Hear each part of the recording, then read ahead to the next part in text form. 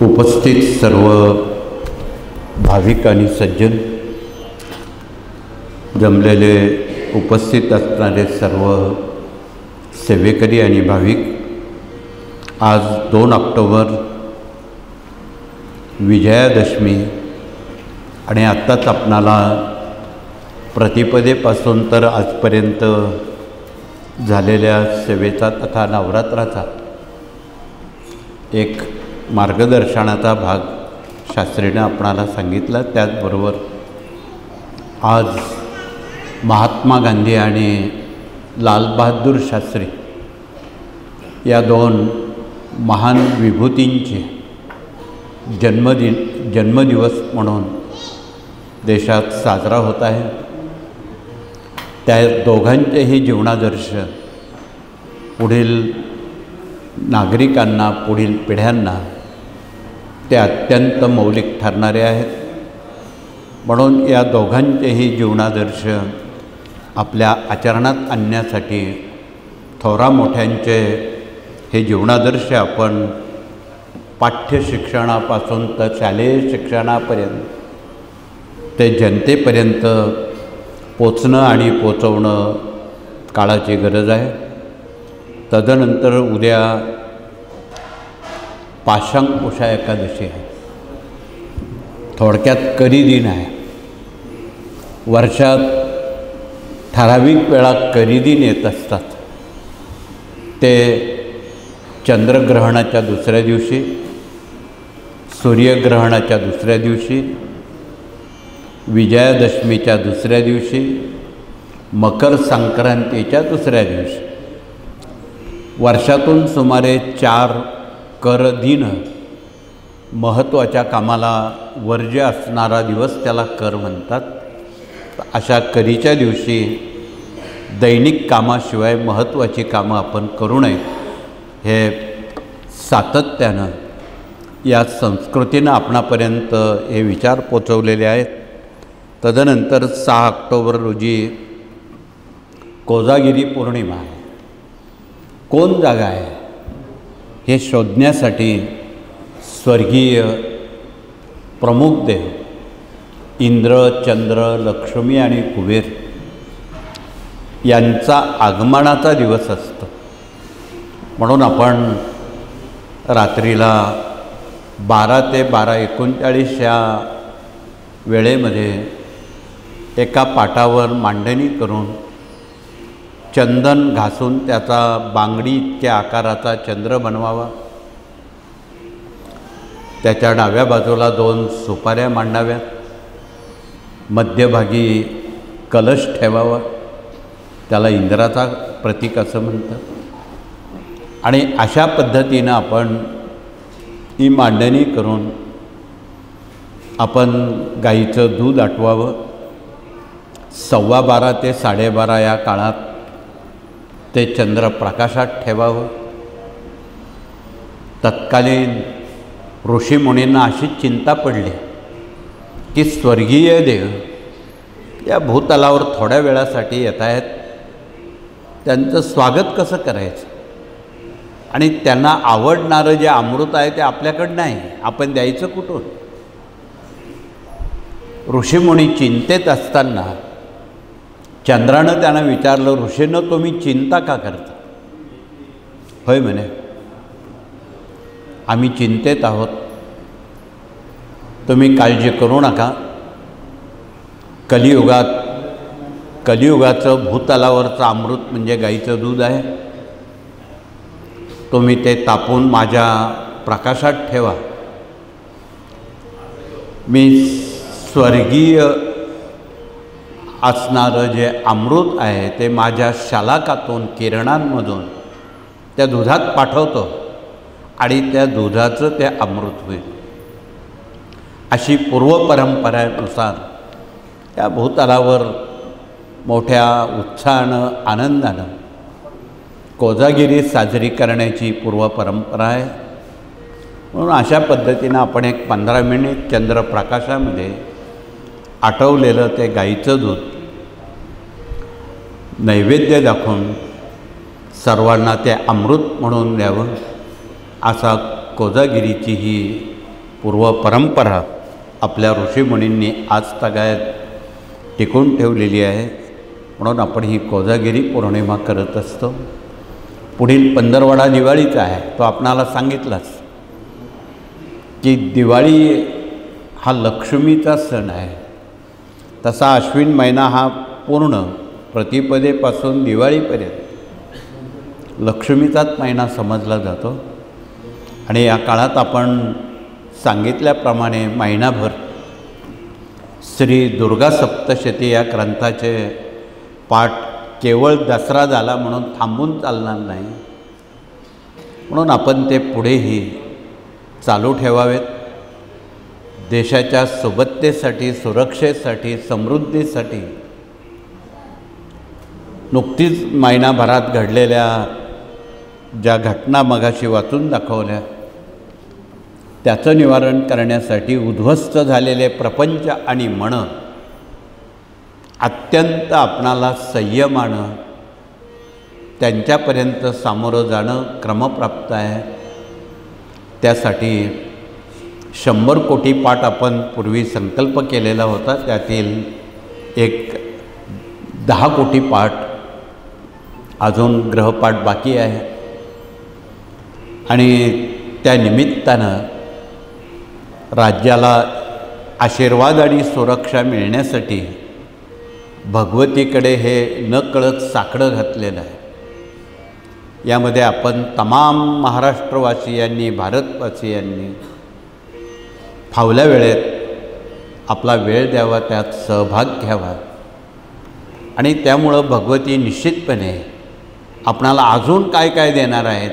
दीपावलीपूर्वी आपणाला निर्माण होणाऱ्या ज्या आदिदैविक, भौतिक, आध्यात्मिक ज्या समस्या आहेत त्याचं ते निवारण होईल. आपणाला निश्चितपणे अपेक्षित असणाऱ्या सर्व बाबी त्याची अनुकूलता निर्माण होईल. निर्माण होणाऱ्या ज्या अनेक मानवी समस्या आहेत त्यात मुलामुलींच्या शिक्षणाचा प्रश्न आहे, विवाहाचा प्रश्न आहे, नोकरीचा प्रश्न आहे, अपत्याचा प्रश्न आहे, शेतीचा प्रश्न आहे, उद्योगाचा प्रश्न आहे, आजारपणाचे प्रश्न आहेत, घरकुलाचे प्रश्न आहेत. असे कितीतरी प्रश्न आहेत. आणि शेवटचा प्रश्न मनशांतीचा आहे. या सर्व समस्यांची उत्तरं गेली काही महिने आपण सातत्यानं आपणापर्यंत पोचवण्याचा निर्धार करत आहोत. मागील कालच्या श्रावण महिन्यात भारताचे पिताश्री भगवान शिव आणि माता पार्वती आहेत. श्रावण महिनाभर आपण रुद्रसेवा केलेली आहे. भाद्रपद महिन्याच्या 15 आपण भागवताची पारायणं केलेली आहे. दुसऱ्या 15 पितरांची सेवा केलेली आहे. आणि गेली चातुर्मासाच्या शुभारंभापासून पुढे येणारी ही संकट मालिका आत्ता आपणाला वाचून दाखवलेली आहे गेली 2-3 महिन्यापासून.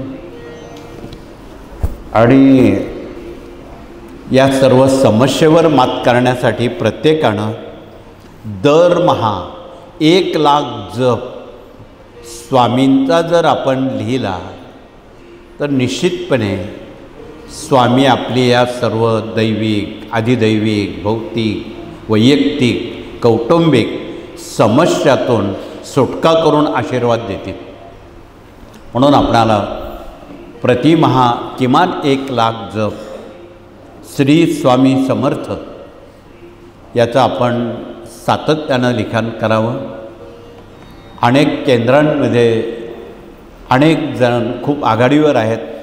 मुंबईसारख्या धावपळ असणाऱ्या नगरीमध्ये गेल्या 4 महिन्यात 6 लाख जप काही भाविकांनी पूर्ण केलेले आहेत. त्यांना मनापासून धन्यवाद आहेत. आणि त्या साऱ्या वह्या आपणाला गाणगापूरला, पिठापूरला, वाडीला त्याचं नियोजनबद्ध उपक्रम केला जाणार आहे. म्हणून आपल्या लिहिलेल्या जपावर मालकी हक्क स्वामींचा आहे. आणि त्यावर निश्चितपणे महाराज आपणाला खूप मोठा आशीर्वाद देणार आहेत की अनेक पिढ्या तुमचा योगक्षेम चालवण्याची आशीर्वादाची ताकद या जपामध्ये आहे. म्हणून आपणाला कळकळीचं निवेदन आहे की आपण नाही काही श्री स्वामी समर्थ हा जप प्रत्येकाला लिहिण्यास सांगितला, तेवढ्यावर त्याच्या सर्व समस्या मुक्त करण्याचं सामर्थ्य त्या आशीर्वादात आहे, त्या लिखाणात आहे. म्हणून आपणाला ही बाब सांगणं क्रमप्राप्त होती. या सर्व बाबी आपण सुरू कराव्यात. यथाशक्ती यथामती, वेळेचं बंधन नाही, फावल्या वेळेत आपण हा जप लिहिण्याचं प्रयोजन करावं. कारण ही परंपरा आजची नाही, हजारो वर्षाची ही परंपरा या देशाची, या संस्कृतीची आहे. पण कालच्या शतकामध्ये बाळप्पांसारखे सेवेकरी स्वामींकडे ज्यावेळी सेवेकरी म्हणून आले, त्यावेळी स्वामींनी त्यांना आज्ञा केली, इथे माझ्याजवळ खूप गर्दी असते, तू मारुती मंदिरात बस आणि 12 लक्ष जप तो पूर्ण कर. आणि 12 लक्ष जपाचा हिशोब स्वामींनी घेतल्यावर त्यांचं गुरुपद घेतलं आणि त्यांना आदर्श सेवेकरी बनवलं. म्हणून आपणाला आदर्श सेवेकरी व्हायचं असेल तर आपणाला 12 लक्ष जप स्वामींच्या चरणावर यथाशक्ती लवकरात लवकर आपण तो पूर्ण करावा, ही एक आस आपल्या मनात असावी. म्हणून आपणाला हे निवेदन आहे. आणि या सर्व बाबी प्रकर्षानं आपण सातत्यानं पूर्ण कराव्यात, हे कळकळीचं आवाहन. आजच्या विजयादशमीच्या औचित्य ठेवून आपण आपला बहुमोल वेळ खर्ची घालून आलात. आज आपट्याची पानं आपण एकमेकाला देऊन त्याला आपण सोनं म्हणतो. हे सोन्यापेक्षाही त्याची किंमत जास्त आहे. याची 2.5 पानं आपण महत्त्वाच्या कामाच्या वेळी जर सोबत ठेवली तर आपली मनोवांछित कामं तत्परतेनं ते मार्गी लागतात, ते कोर्ट कचेरीचे असोत अन्य असोत. म्हणून आपण आज मिळालेल्या पानांचा उपयोग चांगल्या कामासाठी, महत्त्वाच्या कामासाठी कृपया आपण करावा, हे कळकळीचं आवाहन. आज आपल्यामध्ये गुरुजन प्रतिनिधी आलेले आहेत. मूल्य शिक्षणाचं काम महाराष्ट्रात, देशात आपल्याला पोचवायचं आहे, आदर्श नागरिक बनवायचे आहेत. प्रत्येक घराघरात पुंडलिक श्रावणबाळ तयार करायचे आहे. अशा गुरुजनांनी आपला परिचय देऊन या देशामध्ये आदर्श नागरिक, निर्व्यसनी पिढी आणि व्यसनमुक्त महाराष्ट्र आपणाला बघायचा आहे. त्यासाठी गर्भसंस्कार, शिशुसंस्कार आणि मूल्यशिक्षण संस्कार हे घराघरात मनामनात आणि केंद्रनिहाय राबवणं क्रमप्राप्त आहे. चांगल्या गोष्टींना खूप वेळ लागतो, त्यासाठी खूप मेहनत घ्यावी लागते. म्हणून या कार्यानं शेतकरी कुटुंबापर्यंत, कामकरी कुटुंबापर्यंत, कालच्या नवरात्रामध्ये आमच्या साऱ्या काम करणाऱ्या, शेतात काम करणाऱ्या साऱ्या भगिनींनी यथाशक्ती यथावेळेत सप्तशतीचे पाठ केलेले आहेत. कामधंदा सांभाळ हे सामान्य माणसाला कोणी सांगत नव्हतं. त्यावेळी सामान्य माणसं फक्त घटी बसायचे, उपवास करायचे, या पलीकडे देवीची भक्ती माहीत नव्हती.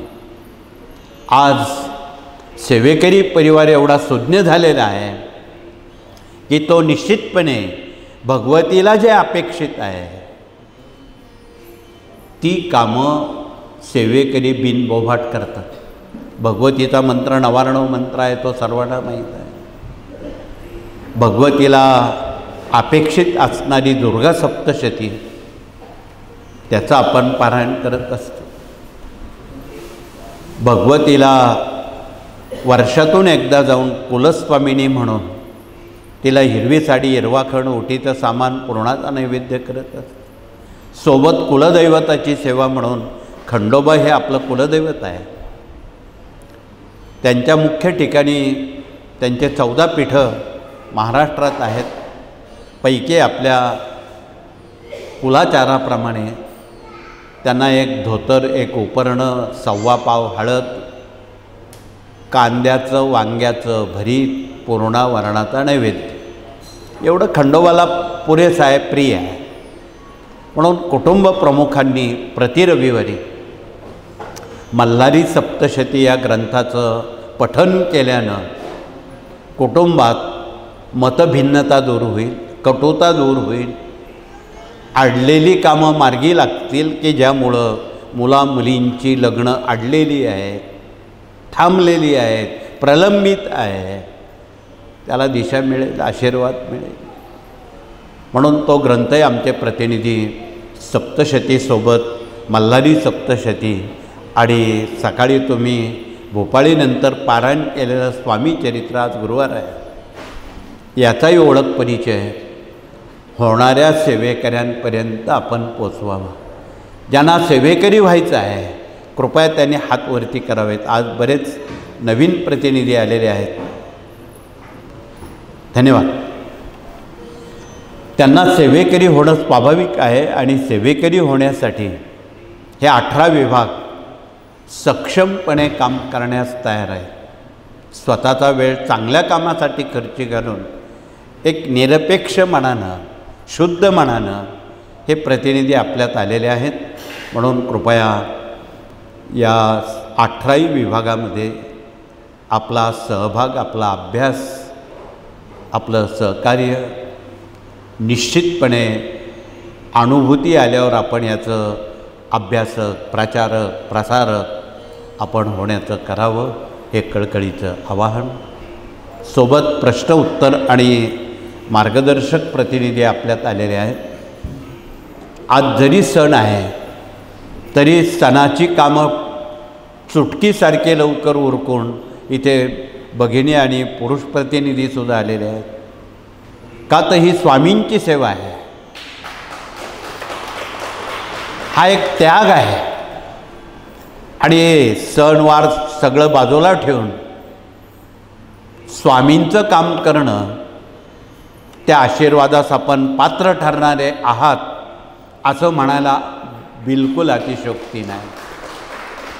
म्हणून आपणाला निवेदन आहे की आपण या विभागाच्या वतीनं आर्तपीडित, दुःखित आणि मुमुक्षित लोकांना सामोरं जाऊन त्यांचं मनोबल वाढवून, त्यांचे अश्रू पुसून त्यांना स्वामी मार्गाचं अनन्यसाधारण महत्त्व गोरगरिबांपर्यंत कृपया आपण सांगावं. स्वामी युगाचे युगप्रवर्तक आणि परमपूज्य दादांचे गुरु नारायणदासजी पिठले महाराजांनी एक शतकभर हा प्रवास, हे कर्तृत्व, हे कर्तव्य जनमानसापर्यंत पोस्टमनसारखं पोचवलं. म्हणून आता हात खूप वाढलेले आहेत.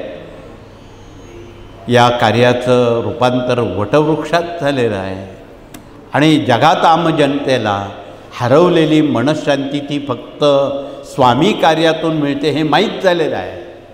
म्हणून जगामध्ये या कार्याला खूप मागणी आहे. खरं तर आपणच कमी पडत आहोत. अनेक भाषेतून हे स्वामी कार्य जगात पोचवणं क्रमप्राप्त आहे. ते महाराष्ट्रापुरतं मर्यादित नाही. देशात अनेक भाषा बोलल्या जातात.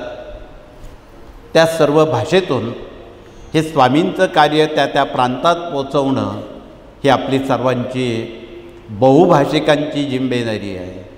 म्हणून आपल्याला बहुभाषिक लोकांची मैत्री करावी लागेल. दक्षिणेतल्या भाषा समजत नाही, मल्याळी, तेलुगू, तामिळ, कन्नड, त्याचाही मार्गदर्शक माणूस किंवा दुभाषिक माणूस आपणाला त्याची मैत्री करावी लागेल.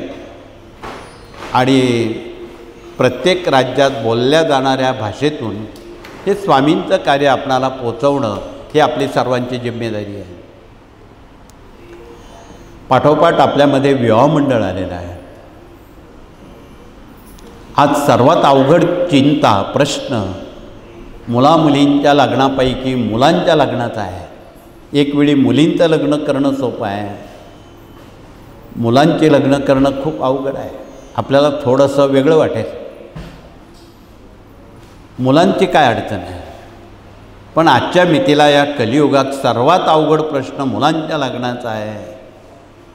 मिळाली सोनबाई चांगली तर ठीक, आणि खट्याळ सोनबाई मिळाली, घराचं घरपण देशाचं देशपण राहणार नाही.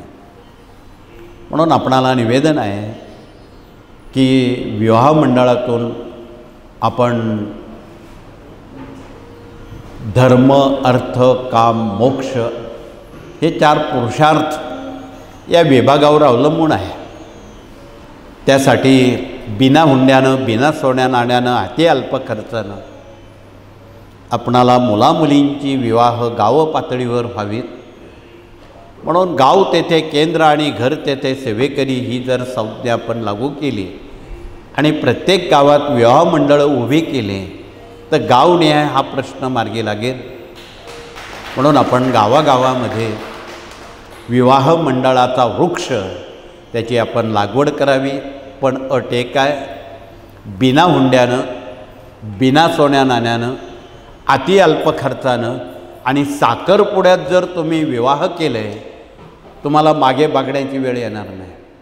गेल्या 70-80 वर्षामध्ये या कार्यातून स्वामींच्या कृपेनं जेवढी विवाह झाली, आज तगायत एकही घटस्फोट फारकती झालेल्या नाही. म्हणून आपणाला आपलं जीवित सुखी करायचं असेल आणि सामाजिक सौख्य ज्यामध्ये आहे ती बाब विवाह मंडळातून जनजागरण करून आपणाला पोचवणं क्रमप्राप्त आहे. म्हणून यात हे कोणाला आवडेल कोणाला आवडणार नाही, परंतु ज्यामध्ये सुख भरलेलं आहे ती निरपेक्षता या विवाह मंडळात असावी. म्हणून हुंडा बिंडा मागू नका. खरं तर आता हे हुंडा मागण्याचे दिवस नाही, हे आता मदत करण्याचे दिवस आलेले आहेत. मराठवाड्यामध्ये अन्य काही जिल्ह्यांमध्ये अंगावरच्या कपड्याखेरीज काही राहिलेलं नाही, सारं नष्ट झालेलं आहे. आणि हे भरून यायला एका दिवसात होणार नाही, खूप दिवस लागतील. म्हणून मागाशी आपणाला सांगण्यात आलं की आपण एकत्ररित्या जमावं आणि पूरग्रस्तांना विश्वासाने पारदर्शक असणारी मदत आपणाला त्यांच्यापर्यंत जर पोचवली तर त्या मनांना एक धीर दिलासा, उद्ध्वस्त झालेले मन आणि प्रपंच दुरुस्त व्हायला मदत होईल. त्यात अन्न आहे, वस्त्र आहे, अर्थ आहे, वैद्यकीय सेवा आहे की ज्या आपण 18 विभागातून रुजवतो, राबवतो, त्या आपणाला सुविधा त्यांच्यापर्यंत देता येते. उदाहरणार्थ आपल्याकडे बरे डॉक्टर आहेत, त्यांनी आठवड्यातला काही वेळ, काही दिवस त्या भागात जाऊन पीडितांची सेवा करणं, त्यांना मोफत दवा देणं हे सुद्धा योग्यच आहे. बऱ्याच जणांचे कपडे लत्ते वाहून गेले पुरात. उद्योजकांनी जर त्यांना वस्त्रदान दिलं तर त्यांच्या मनाला एक वेगळा आनंद. ज्यांच्या पोटात काही नाही त्यांना जर आपण अन्नदान केलं, चांगलं अन्नदान दिलं तर तो आत्मा आशीर्वाद देईल, तो आत्महत्या करणार नाही. ही माणुसकीची संस्कृती या 18 विभागातून आपणाला पूरग्रस्तांपर्यंत, नुकसानग्रस्तांपर्यंत आपणाला कुठल्या तरी निमित्तानं ती पोचवायची. सरकार देईल, सरकार सांगेन मग आपण करू असं नाही, ते आपलीच माणसं आहेत. म्हणून त्या दृष्टीनं ही माणुसकीची संस्कृती आणि सरकार सर्वांपर्यंत पोचूच शकत नाही हे आपणाला माहीत आहे. फार तर फार आश्वासनापेक्षा दुसरं काही नाही. म्हणून आपणाला प्रात्यक्षिक मदत या निमित्तानं देण्याला दात्यांना योग्य वेळ आलेली आहे. दिवाळीपूर्वीच आपणाला त्यांना ही मदत आपणाला पुरवायची आहे. तर पुढचा विभाग या ठिकाणी कृषी प्रतिनिधी याच कामासाठी आलेले आहेत की शेतकऱ्याच्या बांधाबांधावर जाऊन त्याला योग्य ते मार्गदर्शन आणि त्याच्या मुलाबाळांना एक चांगले शब्द, ज्यांच्या मुलांना नोकऱ्या नाहीत अनेक कंपन्या महोत्सवात एकत्र येतात, त्यांच्यापर्यंत त्यांना जोडलं गेलं तर ते स्वतःच्या पायावर उभं राहतील. सरकारकडे हात पसरण्याची वेळ त्यांच्यावर येणार नाही. म्हणून त्या दृष्टीनं या कृषी विभागाचे सुद्धा आपणाला खूप काम पूरग्रस्तांसाठी पुनर्वसनासाठी आपणाला करणं क्रमप्राप्त आहे.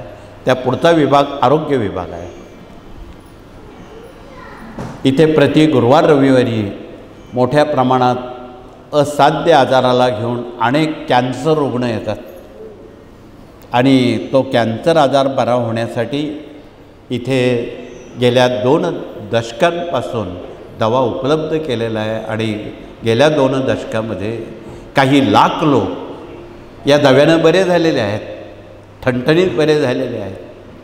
म्हणून हा दवा त्यांच्यापर्यंत कृपया डॉक्टरांनी पोचवला तर ते फार मोठा त्या दव्याचा दुवा आपल्याला मिळणार आहे. म्हणून आपण त्यासाठी या कुंभपर्वाच्या पूर्वसंध्येला त्र्यंबकेश्वरला आपण आरोग्यधाम मोरेदादा चॅरिटेबल हॉस्पिटल आकार घेत आहे आणि तिथे जनतेची गोरगरिबांची आपणाला सेवा करण्याची एक नामी संधी त्या ठिकाणी डॉक्टरांना मिळणार आहे. त्यांनी कृपया वेळ द्यावा. रुग्णांची सेवा करण्याची त्यांना ही नामी संधी आहे. पुढचा विभाग या ठिकाणी इंजिनियर लोक आलेले आहेत आणि वास्तू विभाग त्यांच्याकडे आहे. वास्तू विभागातून स्वास्थ्य, सौख्य, आरोग्य या गोष्टी वास्तूशी निगडीत आहेत.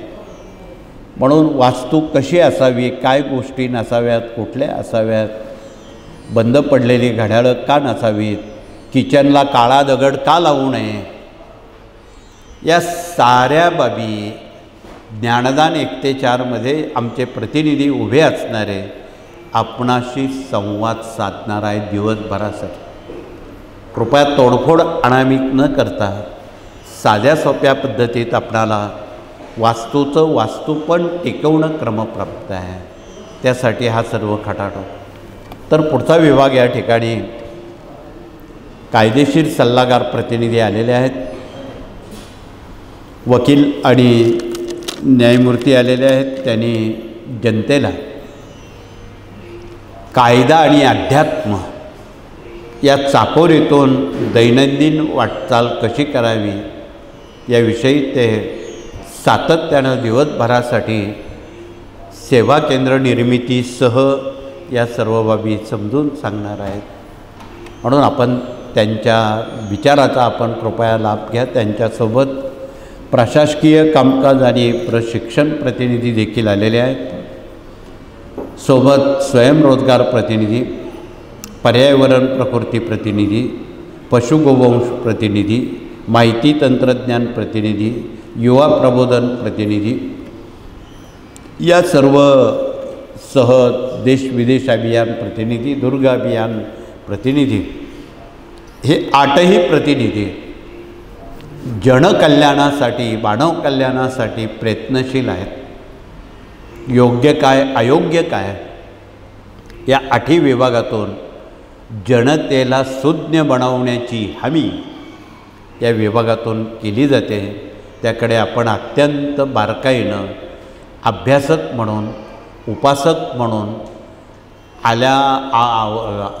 आपल्याला ज्यावेळी या मार्गाची अनुभूती येईल त्यावेळी प्रचारक म्हणून आणि प्रसारक म्हणून कृपया आपली भूमिका असणं क्रमप्राप्त आहे.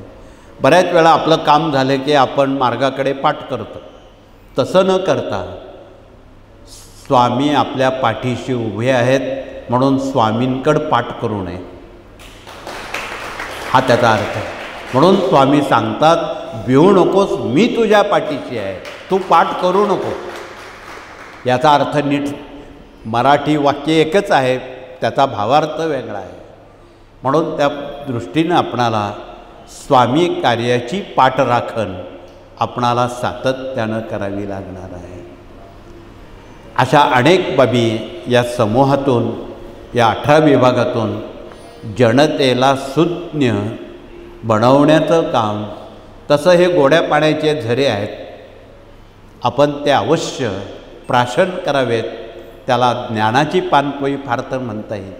म्हणून या साऱ्या बाबी कृपया आपण समजून घेण्याचं करावं. आणि आता शेवटचा विभाग, त्याआधी याज्ञिकी प्रतिनिधी आलेले आहेत. त्यांनी भूकंप होऊ नये आणि वादळ येऊ नये म्हणून ही उपाययोजना आपणासमोर मांडलेली आहे.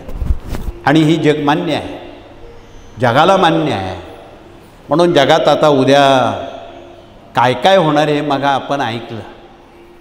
जगात सर्व देशांमध्ये सुनामी, भूकंप, अतिवृष्टी हे अटळ आहे. ते रोखण्याचं काम यातून केलं जातं. म्हणून हे रोखण्यासाठी, थांबवण्यासाठी, तीव्रता कमी करण्यासाठी अमेरिकेत उद्या 8 रिश्टर 9 रिश्टरचे भूकंप होणार आहेत. अन्य ठिकाणी होणार आहेत, भारतातही होणार आहे. त्याचा प्रभाव कमी करण्याचं काम ते 1 किंवा 2 रिश्टरपर्यंत येऊन लागतील, की जेणेकरून वित्त मानवहानी होणार नाही. त्यासाठी ह्या उपाययोजना मानवजातीच्या कल्याणासाठी आपण राबवाव्यात, हे कळकळीचं आवाहन. म्हणून आपण हे वादळी ध्वज असेल, भूकंप यंत्र असेल, याची पूर्ण माहिती आमच्या प्रतिनिधींकडून गावोगावी आपण याचा वापर करावा. हाही प्रचार आपण जनतेपर्यंत, आवड असणाऱ्यांपर्यंत आपण एक अभ्यासक म्हणून पोचवावा, हे कळकळीचं आवाहन. शेवटचा विभाग मराठी अस्मिता आणि भारतीय संस्कृती आमच्या माता भगिनींनी जिवंत आणि समृद्ध केलेला विभाग आहे. त्यांनी आपला परिचय देऊन, कालचं झालेलं नवरात्र असेल, तथा उद्या येणारं कोजागिरी व्रत असेल, दिवाळी असेल, हे कॉन्व्हेंटमध्ये किंवा नव्या पिढीला कोण सांगेल? शाळेत तर काही शिकवलं जाणार नाही. दिवाळी अशी करावी, कोजागिरी तशी करावी, असं काही शाळेत शिकवत नाही. परदेशात मात्र याची उत्कंठेनं शाळा, परदेशी नागरिक वाट बघत असतात. हा उलटा फरक आपण भारतीय लोक काही दशकांपासून बघत आहोत. त्यांनी सोडून दिलेली त्यांची संस्कृती इकडे आयात होते आणि आपली चांगली संस्कृती ते आयात करतात. हा फरक आहे. म्हणून आपणाला निवेदन आहे की आपली भारतीय संस्कृती ही जगात सर्वश्रेष्ठ आहे, तिला कुठलीही जगात तोड नाही. म्हणून या संस्कृतीचं दिग्दर्शन पाठशालेतून नव्या कोवळ्या मनांवर ते रुजवणं क्रमप्राप्त आहे. म्हणून त्यासाठी हा सर्व खटाटोप सेवेकऱ्यांच्या ग्राम अभियानाचा तो निरपेक्ष मनानं करण्याचं हे प्रयोजन आहे. वर्षभरात येणारे सण, वार, व्रत, वैकल्य, नवरात्र, देवी, गोत्र, खंडोबा हे कुणाला माहीत नव्हतं. ठराविक लोकांना माहीत होतं, कुलधर्म कुलाच्या. आज शेतात काम करणाऱ्यांपासून तर शेतकऱ्यांपर्यंत या कार्यानं साऱ्या शेतकऱ्यांना ब्राह्मण करण्याचा वेढा उचललेला आहे.